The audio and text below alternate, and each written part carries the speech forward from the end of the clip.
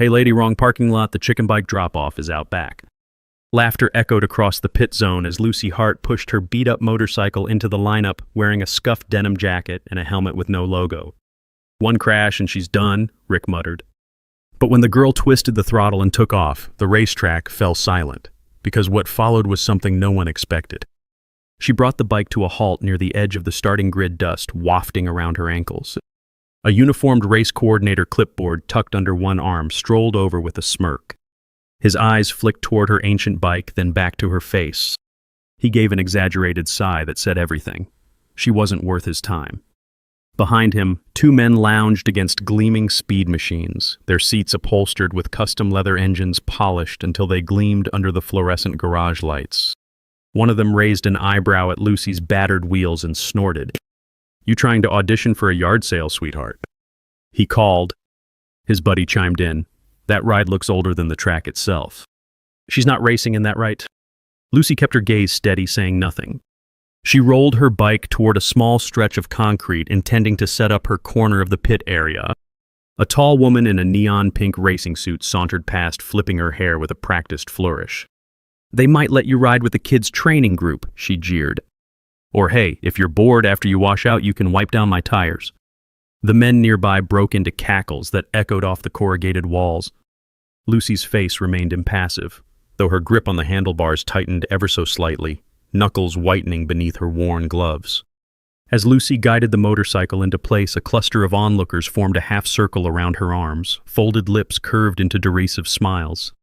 A teenage boy carrying an energy drink eyed her jacket. "No logos. No sponsor. No chance," he said, shaking his head. Beside him stood a middle-aged man who wore a vest covered in racing patches, a name embroidered in fancy script on the pocket. "See that brand?" he said, jabbing a thumb at Lucy's engine. "They went out of production decades ago. Spare parts are a joke. Girls either clueless or plain suicidal to bring that relic here." Another man hunched over an open toolbox, shot Lucy a glare. "You want me to fix that heap for you?" "Might take a miracle," he muttered, setting off more laughter among the crowd. Rick, the veteran racer known to dominate the Arizona Speed Fest, strolled up, next helmet perched under one arm, a cocky grin plastered on his face. He looked Lucy up and down like she was an alien who had crash-landed in the wrong dimension. "We're not hiring water girls this season," he quipped, voice low but carrying easily in the hush. "And if you wipe out, they'll need a shovel, not a medic." A wave of snickers rippled outward. Lucy glanced at Rick, then at the row of high-performance bikes, each a testament to wealth and engineering brilliance. Hers was a battered shell in comparison, paint-chipped tailpipe patched with metal clamps. She stayed silent. Rick lifted his chin as though he expected a retort. When none came, he gave a dismissive sniff and walked off, boots clacking on concrete. The crowd dispersed, the novelty of humiliating the newcomer wearing thin. Lucy set down her things in a small cluster. A canister of basic tools, an old rag, and a single spare tire she'd strapped to the back of her seat. One of the officials trudged over a handheld device for scanning bike registration. He barely glanced at her paperwork. "We'll just put you at the back of the grid," he said. "Can't risk you messing up the front runners." "That sound fair?" His tone dripped condescension. Lucy offered a short nod, unbothered by the assigned position. The official handed back her documents, muttering, "This is a race for serious riders. People pay good money to see real skill out there." Another snort. "But hey, amuse yourself. It's your funeral." A group of rough-looking bikers, Thunder Kings, known by their leather jackets stitched with a roaring skull, wandered past, sipping from paper cups. Their ringleader, a barrel-chested man with a shaved head, caught sight of Lucy's humble corner. He elbowed his companions. "Check it out. That's the toy we used to practice on when we were 12. They let out whoops of laughter. Another chimed in, "Hey, darling, you're lost. The amateur circuit is down the road. Or are you trying to set the record for slowest lap?" Lucy kept her head bowed, checking the chain tension and ignoring their catcalls. The ringleader spat on the ground near her rear tire shoulders, shaking in silent laughter. Then they sauntered off. Moments before practice runs began, Lucy wheeled her bike to the track entrance for a warm-up. A female racer wearing high-tech gear from head to toe lounged by her own sleek machine. She let her eyes flick over Lucy, then gave a mocking whistle. "Trying to be Danica Patrick, huh? I hope you're ready to swallow dust." After you spin out, you can clean the mud off my wheels. Lucy's eyebrows twitched almost imperceptibly, but she only swung her leg over the seat and settled into place. The official waved her forward, stifling a sigh as if anticipating a crash. In the stands, a few spectators nudged each other and pointed, obviously discussing her battered gear. She twisted the throttle gently, the engine coughing to life with a low rumbling sound. It wasn't powerful, but it was steady.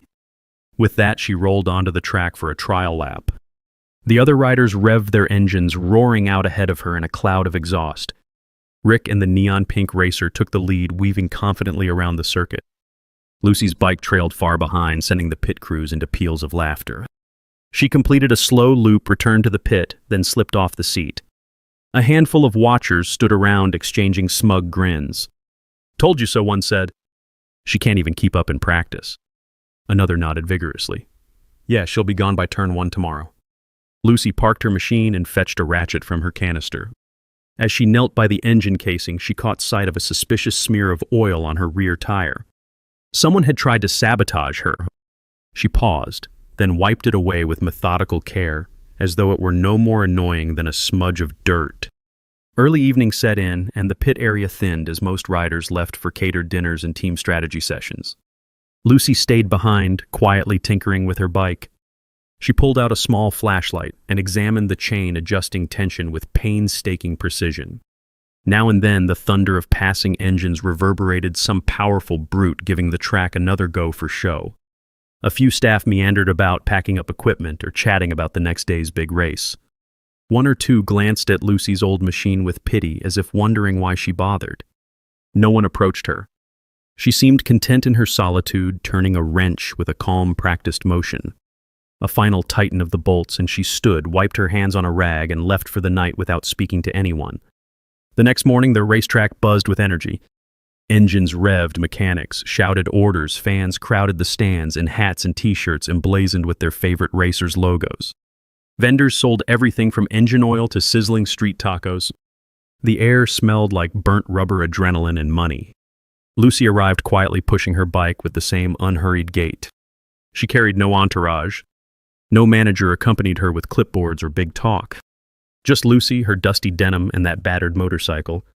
She found her assigned spot on the far end of the starting grid, the place for the least likely to succeed. As the final announcements blared over the loudspeakers, fans got their first full view of the day's lineup. Names scrolled across the jumbotron, each met with varying degrees of cheers. Rick, champion of the previous Arizona Speedfest, garnered huge applause. The neon-pink racer, now introduced as Lola Bell, waved to cameras as they zoomed in on her bike. Then, almost as an afterthought, Lucy's name appeared. Her photo was a grainy registration shot. Polite confusion rippled through the crowd. Nobody had heard of her, and those close enough to see her in person saw nothing but second-hand gear. A voice crackled over the speakers, and in last position, Lucy Hart, riding something we've never quite seen. A few chuckles rose from the bleachers. Engines roared to life, the riders each testing their throttles. Lucy sat on her seat, posture relaxed, gloved hands loosely gripping the handlebars. Thunder Kings lounged near the safety fence, making jokes at her expense for onlookers. "Bet she doesn't finish 2 laps," one crowed. Another elbowed his friend. "She might not even start." Rick, revving his polished beast, caught Lucy's eye and mouthed, "Hope you brought bandages." She inclined her head slightly, then dropped her visor. When the starting lights flashed from red to green, the pack blasted forward in a roar. Lucy's engine sputtered at first. The tail end of the group swarmed past her, and a wave of laughter swept the stands. A few reporters perched above the track nudged each other and pointed at Lucy's meager start. "That's got to be the earliest chokeout in Speedfest history," one joked to his colleague. Another responded, "Budget Barbie, am I right?" The cameras shifted focus to the front runners, capturing Rick and Lola Bell jostling for lead position. Meanwhile, Lucy trailed behind by a huge gap. But as lap 1 slid into lap 2, something changed. While the crowd fixated on the front of the pack, Lucy's pace began to rise. Her bike, once seemingly half dead, rattled with a new intensity. She maneuvered each corner with uncanny precision, hugging the apex in a low swoop, then accelerating out with perfect timing. One by one, she caught up to the slower riders near the back. An amateur in an all-black suit tried to block her on a turn, but Lucy slipped past in a hair's breadth, leaving him gaping at the sudden disappearance of her taillight. Another rider wearing sponsor-laden gear scowled when Lucy glided beside him parallel in the racing line before pulling ahead on the straight. It happened so fast that the commentators missed it at first. Soon, spectators noticed a flash of denim weaving through the middle ranks.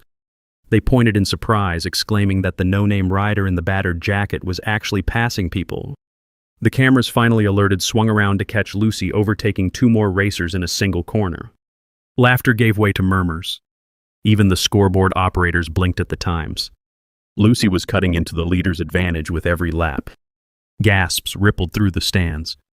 People leaned forward, compelled by the unlikely surge. Rick at the front thundered onward, confident of his lead.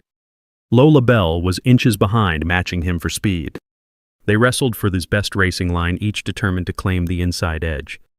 Neither noticed the silent shape creeping into their rear mirrors. By the midpoint of the race, Lucy was in fourth, eyes shielded behind her visor. The crowd began to cheer in pockets, uncertain but intrigued. A hush settled as she closed in on third place, a skilled competitor nicknamed Blaze, known for top speeds. But on turn 7, Lucy shot through an impossibly tight gap, brushing the apex with perfect control, and Blaze's jaw dropped in shock as she found herself behind Lucy's tailpipe. Then came the sandstorm. A sudden gust whipped across the Arizona desert, hurling dust and grit onto the track in a golden haze. Visibility plummeted. Tires skidded. Racers yelped into their radio comms. At the far end of the circuit, the stands erupted in dismay as swirling clouds of dust made it almost impossible to see the riders. Lola Bell, spooked by the swirling grit, slowed on a crucial bend. Rick nearly collided with her, forced to brake aggressively. Engines sputtered. The entire race dynamic turned to chaos, except for Lucy, who kept her throttle steady. She leaned into the storm, reading the wind's direction, as though she had intimate knowledge of desert weather. In less than 2 corners, Lucy accelerated around Rick and Lola Bell, gliding through the dusty air with a deftness that defied logic. She maintained a stable line while everyone else struggled to keep upright. By the time the sandstorm began to subside, Lucy was in first place, her silhouette half obscured by a trailing cloud of dust. Spectators roared in disbelief. Some even stood craning their necks to see who this mystery rider was. Camera operators scrambled, trying to focus on the battered bike that now led the pack. The final lap arrived with Lucy still ahead. Rick, teeth clenched, tried everything to close the gap. Lola Bell, furious, attempted a last-ditch overtake, nearly clipping Lucy's rear wheel in a daring side-by-side. Lucy responded with a subtle flick of her wrist, pushing just enough to surge out of reach. The battered machine roared across the finish line, first engine rumbling victoriously. Silence crashed over the stadium before erupting into pandemonium. Nobody had predicted this outcome. As Lucy coasted to a stop in the winner's section race, officials hurried over dumbfounded. Camera flashes popped in rapid succession. She set the bike on its stand, dust swirling around her boots. For a moment, she didn't move. The entire audience seemed to hold its breath, anticipating what this no-name rider would say or do. Then Lucy reached up, unclasped her helmet, and slowly pulled it off. The hush that followed was absolute.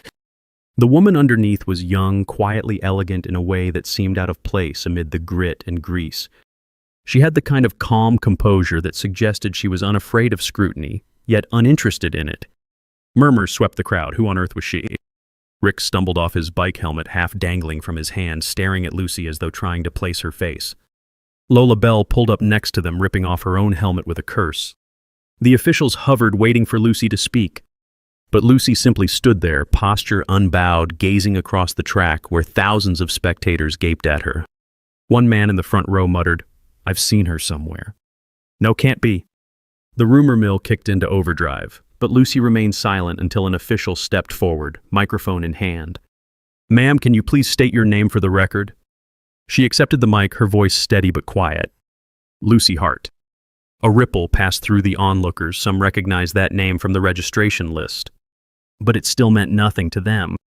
Then Rick Face Ashen took a trembling step forward. "Wait," he said, eyes searching her features. Have we met?" Because he paused, clearly dredging up a memory. Lucy held his gaze without blinking. Another official approached, scanning Lucy's bike with the number 76 painted on the side. "Hang on," he said, "is that—" "Wait a minute, your alias in Europe was Storm Rider, wasn't it?" The one who set those track records in Madrid took down the best riders in Switzerland, beat Rick at the Spanish Grand Prix 3 years ago. That was you. Gasps spread like wildfire. Photographers jostled for position, snapping pictures of Lucy's calm face. The crowd erupted into frantic chatter. Storm Rider had been an enigma in the European circuit, someone who refused interviews, raced under different pseudonyms, and disappeared whenever the press got too close. Rick's face drained of color memories colliding in his mind. He remembered losing to an anonymous competitor in Spain, remembered the humiliation of never discovering the rider's identity. Now it was her. The entire stadium seemed to inhale in one stunned moment. Before Rick could speak, an official beckoned Lucy aside. Inspectors wanted to check her bike, presumably to confirm there wasn't anything illegal at play. Lucy nodded, stepping back to let them handle it.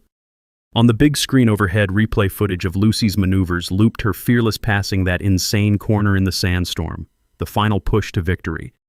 Commentators, now in full shock mode, gushed into their microphones. "This changes everything," one said. "She's no rookie. She's legendary racing incognito. And her name is Lucy Hart, but that might not even be her real name." Rick, still shaken, removed his gloves and threw them to the ground. Around him, the other racers looked equally stunned or ashamed. The ones who'd mocked Lucy's bike stared at the battered machine with new respect, perhaps even fear. Lola Bell, breathing heavily, tried to muster some composure, but her frustration showed in clenched fists. "So you tricked us all," she hissed, though Lucy was too far away to hear. Thunder King stood at the sidelines, jaws slack. Their big talk about chicken bikes now seemed pitiful. When the inspectors finished their work, they beckoned Lucy over, pointing to various parts. Mechanics from major teams crowded around, curiosity piqued. "It's an old frame, but half the guts are new," one marveled. "Look at this custom intake. And the engine mods. It's like she built it from scratch using top-grade components from different brands." Another muttered, "The aerodynamics are genius. She's improved the airflow in a way I've never seen. The chassis might look ancient, but it's meticulously balanced." Rumors flared that Lucy herself had engineered every detail. Motorcycle brand representatives rushed forward with business cards and urgent pleas. "Join our team. Ms. Hart. We'll give you the best resources. We have an engineering department that needs your expertise." Offers piled up at her feet, some from corporations known for their mega budgets. Lucy took it all in stride.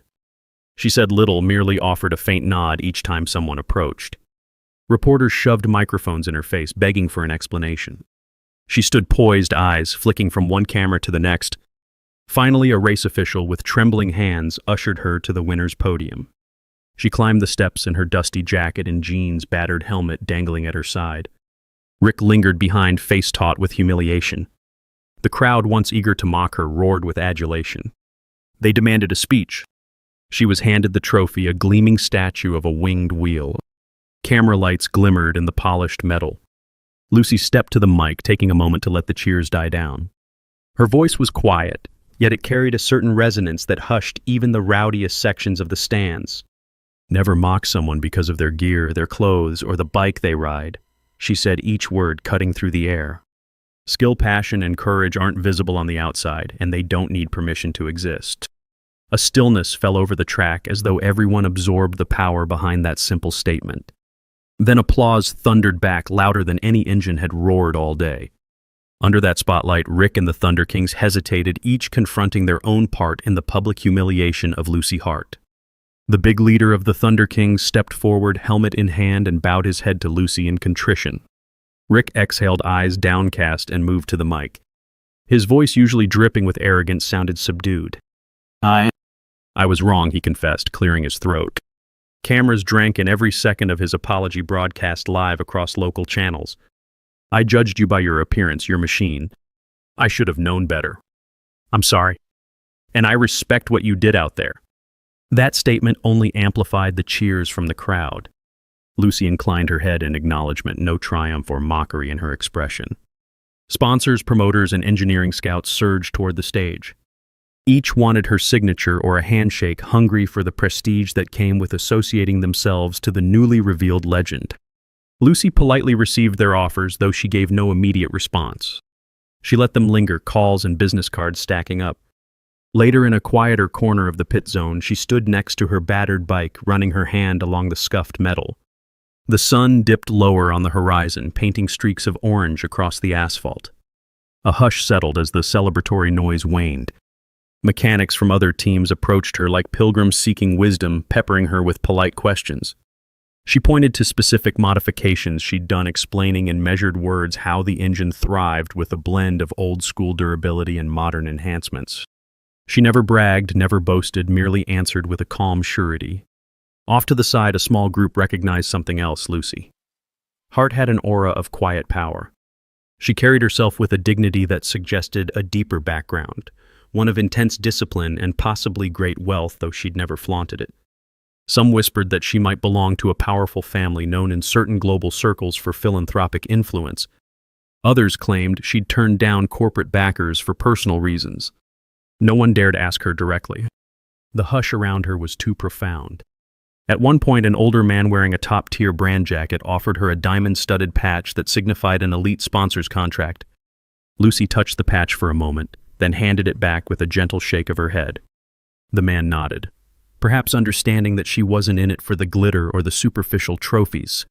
Under the overhead lights, the battered lines of her motorcycle gleamed with an odd beauty. It was a testament to her engineering skill and her refusal to conform. Reporters eventually cornered her again, searching for more revelations. They asked about the rumored racing records she'd broken in Europe, the hush-hush victories she'd snagged under aliases. Lucy neither confirmed nor denied letting the rumors swirl. When they pressed about her hidden identity, she simply turned away, gaze drifting to the racetrack where specks of dust still danced in the late sunlight. She seemed more interested in the physical reality of the circuit, its curves, its pitfalls, than in explaining herself to the media. As the day wound down, the biggest news networks concluded their coverage of the Arizona Speed Fest with the same tagline: Lucy Hart, once dismissed as a nobody, had become the new legend. Phrases like "the Ghost Rider of Arizona" and "Storm Rider Unmasked" splashed across local headlines. Internet chatter buzzed with speculation, though Lucy herself appeared unmoved by the attention. She loaded her tools into a small, unremarkable truck parked near the exit gates. A few pit workers watched wide-eyed as she prepared to leave. No fanfare, no last-minute endorsements, just Lucy slipping into the driver's seat with her battered bike strapped in the back. Rick caught up to her right before she left. He stood at the edge of the lot, helmet under his arm, shoulders tense. Some of the same men who had taunted her lingered behind him, subdued. He cleared his throat. This was a humbling day, he managed, eyes fixed on the ground. If we meet again on the track, I hope you'll let me race you for real without sabotages or mind games. Just skill to skill. Lucy regarded him quietly, then gave a short nod. There was no malice in her expression, just an acknowledgement that yes, this was how it should have been. Rick took that gesture as acceptance, stepping back to let her drive away. On her route out, Lucy slowed near a corner of the racetrack's chain-link fence. A faint memory flickered, an old photograph of her father leaning against a vintage motorcycle helmet in hand, his quiet pride in her mechanical gifts. A flash of younger days spent in secret workshops, building contraptions from discarded parts. A vow she'd made to herself never to let status or public perception define her. She tapped the steering wheel once, gazed distant, then drove onward, letting the racetrack fade into the rearview mirror. Days turned to weeks, and the story of Lucy Hart became legend. Racing forums fawned over her skill, analysts dissected her improbable victory, and big-name sponsors released official statements, each hoping she'd sign with them. People circulated rumors that she hailed from an impossibly wealthy lineage, an heiress who refused to trade her identity for shallow recognition. Others claimed she was an orphan who learned from a mysterious mentor. Some insisted she had ties to an ancient motorsports dynasty. The only common thread in these rumors, Lucy never confirmed anything. In the interim, Rick found his own reputation shaken. Fans questioned his sportsmanship, recalling how he'd mocked Lucy at the start. He faced sponsors demanding an explanation for why he'd let a so-called rookie outmaneuver him. The Thunder Kings faced their own backlash. Footage of them insulting Lucy became a cautionary tale in the racing community. Their once proud name turned into a punchline for arrogance. Lola Bell, overshadowed, vanished from the circuit for a spell, rumored to be rethinking her approach. Meanwhile, Lucy carried on in her typical hush. She turned down televised appearances, ignoring persistent requests from talk show hosts. She rejected a lucrative contract with a major European brand that wanted her to star in flashy ad campaigns. She quietly attended smaller races, sometimes as a spectator, sometimes racing under a different number, always with the same battered bike that she upgraded piece by piece. Those who recognized her gleaned that she cared more about fine-tuning her machine's performance than about the spotlight. One afternoon, at a lesser-known desert track, Lucy knelt by her bike's carburetor, making minute adjustments. A faint smell of heated metal drifted in the air. She'd just completed a test run in scorching temperatures, aiming to perfect the engine's handling under extreme conditions. In the distance, a black sedan pulled up. The driver stepping out wore a crisp suit.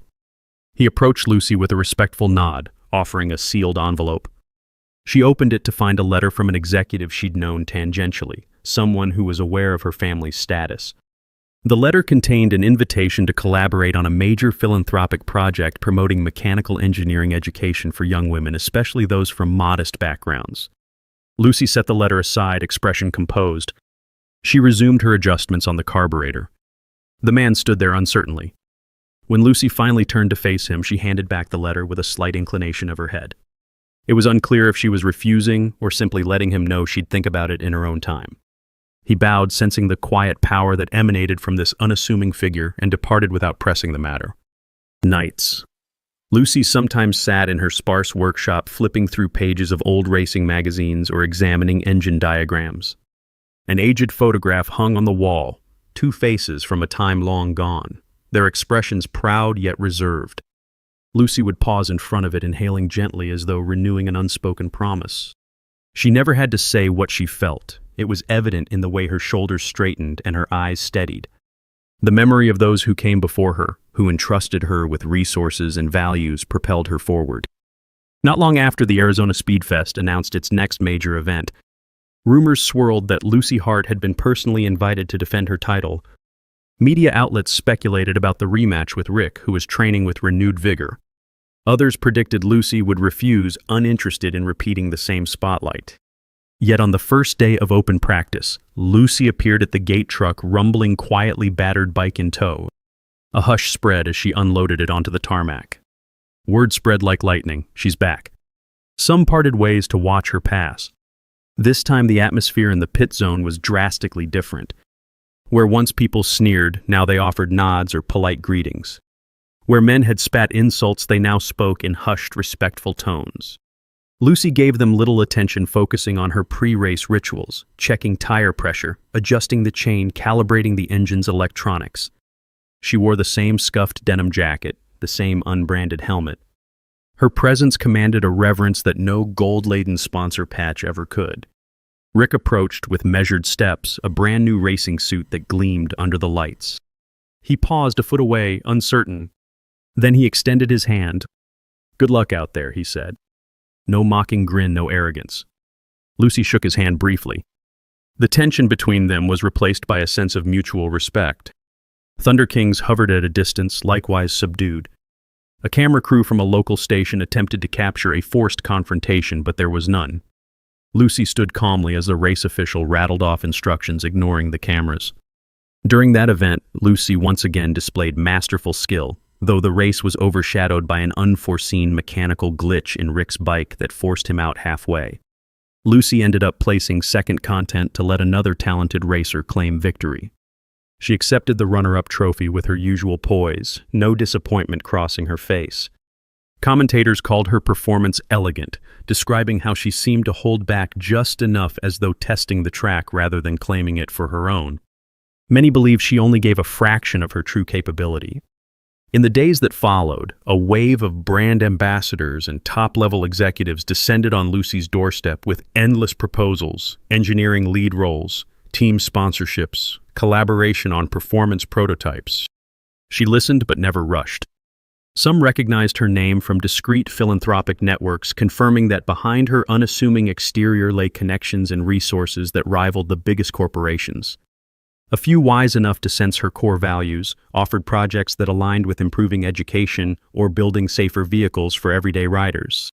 Those piqued her interest more than the hollow promise of a fame-laden contract. Eventually, Lucy quietly announced a collaboration with a smaller engineering firm specializing in eco-friendly motors.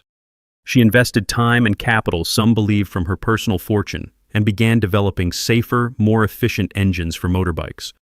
She refused to plaster her face on their ads, preferring to remain a silent partner. Her only request that they focus on affordability and real-world reliability, not just performance racing. Industry insiders whispered that she was funneling her family's wealth into the project, ensuring it succeeded on altruistic terms rather than raw profit. Meanwhile, the public only saw glimpses of her racing or heard rumors that Lucy Hart's Storm Rider was building the next generation of unstoppable bikes. People who once scorned her riding an old chicken hauler now lined up for her technical expertise. Her name became synonymous with possibility, proving that determination and skill overshadow brand labels or social judgments. Even the Thunder Kings eventually admitted in interviews that they'd learned humility from her. They recounted their earlier insults and sabotage attempts with regret. As the months rolled on, Lucy's legend grew. Riders claimed her modifications saved them from dangerous crashes. Families of aspiring young racers pointed to her as an example of following one's passion without sacrificing one's integrity. She still made occasional appearances at select events, sometimes winning, sometimes placing behind those she'd helped train. People noticed how she often guided novices, giving them pointers on lines and braking techniques as though paying forward the kindness she had once been denied. She never publicly bragged. She never flaunted an extravagant lifestyle. She never felt the need to prove herself again. When the press finally caught up with her for a major interview, Lucy stood by her well-worn bike, the same battered frame now fitted with refined engineering. The reporter peppered her with questions about her wealth, her hidden family name, her philanthropic ambitions. Lucy responded with spare, measured answers, focusing more on the joys of mechanical creativity and the importance of never underestimating someone based on surface impressions. She concluded the interview with a gentle reminder. A person's worth is not in the brand they wear or the image they project, but in the passion they carry inside. Respect that, and the rest falls into place. Toward the end of that day, she walked the racetrack's perimeter fence again, reminiscent of the day she'd first left victorious. This time she paused to watch a group of young riders practicing on smaller bikes. Their laughter and determination reminded her of her own humble beginnings, the hours spent in garages, the secret tinkering to transform old scraps into something extraordinary. The wind picked up a swirl of desert sand, momentarily obscuring her from view. In that dusty swirl, she stood tall, gazing at the potential of tomorrow's racers and the legacy she would leave them. Ultimately, Lucy's story became a testament that the quiet ones, the ones mocked or sidelined for their perceived insignificance, can hold the greatest gifts. Her journey from being ridiculed in a scuffed denim jacket to revealing herself as Storm Rider shaped a new ethos in the racing world. It wasn't about the flash of sponsors or the roar of expensive engines. It was about craftsmanship, resilience, and an unbroken spirit. Time passed, but the memory of the Arizona Speedfest victory lived on. The old recordings of Lucy's battered bike outracing the best served as a reminder: never judge a competitor by outward trappings, and never assume that a quiet stance means a lack of might. Even Rick, in future interviews, acknowledged that Lucy changed the way he saw the sport and himself. The apology he made on live television became symbolic of an entire community that learned a lesson about humility and respect. In the final hush of one late afternoon, Lucy stood in an empty racetrack, her voice carried by a gentle breeze as she tested her newly modified engine. She revved it once, low, steady thunder, then eased off the throttle, letting the air swallow the sound. In that silence, the echoes of jeers and taunts from the past seemed to vanish, replaced by the memory of a crowd standing to applaud. She lifted her gaze, an unreadable expression crossing her face. Then she swung a leg over the seat, kicked up the stand, and sped off the scuffed bike, glinting like polished steel in the setting sun. Legends endure because they remind us of truths we often forget. Lucy's showed us that dignity doesn't need explanation and courage doesn't require permission. The racetrack never forgot the day a battered motorcycle thundered from last place to first, piloted by a woman who wore quiet confidence like a shield. Rick and the Thunder Kings recalled their humiliation as a turning point in their lives, a marker that changed their outlook for good. And in the hearts of those who watched, Lucy's story became a quiet, urging look deeper. Judge less, trust what someone can do rather than what they appear to be. Sometimes the simplest ride holds the greatest power. Sometimes the scuffed denim hides a brilliant mind. Sometimes silence can overpower 1,000 shouts. And in that silence, possibility roars. If you feel that hush echoing in your chest, share it with another who needs to hear it. A single nod of understanding can resonate across any finish line. After all, humility and strength deserve their victory lap long after the engines go silent.